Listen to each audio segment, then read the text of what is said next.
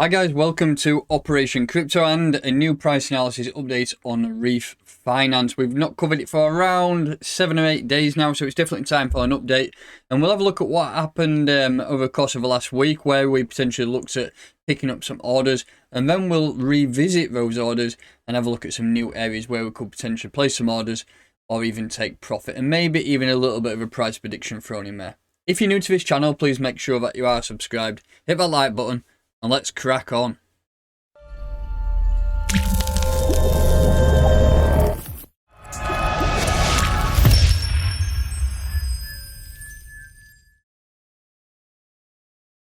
This video is in partnership with BlockFi.com. It's not just any bank, it's a bank on Bitcoin. BlockFi is the easiest place to buy, sell, and earn cryptocurrency. Sign up today with the codes in the description of this video and also in the pinned comment. You can get up to 7.5% per year just from holding your Bitcoin, and that is paid out in Bitcoin also. So go ahead and check that out. It is a great platform and I'm using it and earning a passive income. So taking a look at this previous video on Reef Finance, I was saying that areas to buy were quite bleak because we was on such a great run and I was expecting us to push up a lot higher, but we retraced, and I wasn't expecting, but we did drop down to this red region here, which was an area of support. If you look at the previous 2 weeks there, we did manage to tap them again. If you're looking at this now here, we've come down and close. So if you look at this, we nearly did a 61% retracement over the entire move, as you can see. So that's the start of the move.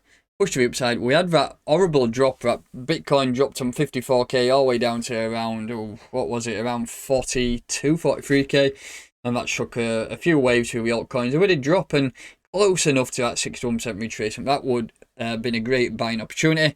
And for me, that is the bottom. I put a tweet out the other day saying that the same scenario for RSR, that did a 61% retracement pretty much to a T and then broke to upside. So all in all, things are looking good. I think that is a bottom, to be honest, there. Now, we need to have a look at a few things. So for me, we are forming in a bit of a bullish pendant here. If we just take a quick look at this, you can see top line has been as resistance, bottom line being support, and it's looking like we're coming to a head soon. There's a good chance, this is the daily time frame, that we do break out, and I'm more in favour of a break to upside, and that's only because we are sat on this level of support here. It shows it's a significant area. Look, we didn't get many closure below it there.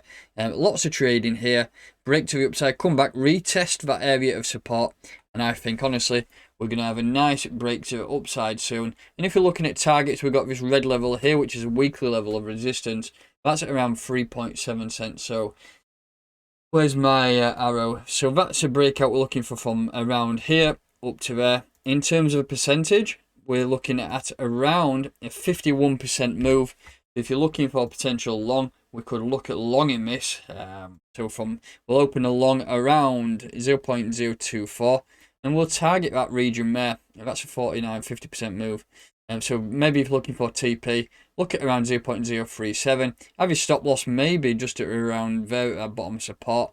And that's a 9% stop loss. I wouldn't possibly open it that long, but maybe a 5%. So the stop loss around 0.023. So that's a setup. I'll leave it on and we will revisit that in the next video. One thing I want to do though, that is the first major area to target. I've obviously mentioned buy zones within that area. First area for us to target is this one here. Once we break above that, we can go into some more in-depth fundamental analysis and having a look at some key areas that we could target. So this is the first major area. As you can see, it's heavy resistance, and that was the previous all-time highs, which will mark up with a horizontal ray. That's the all-time high at 0.058.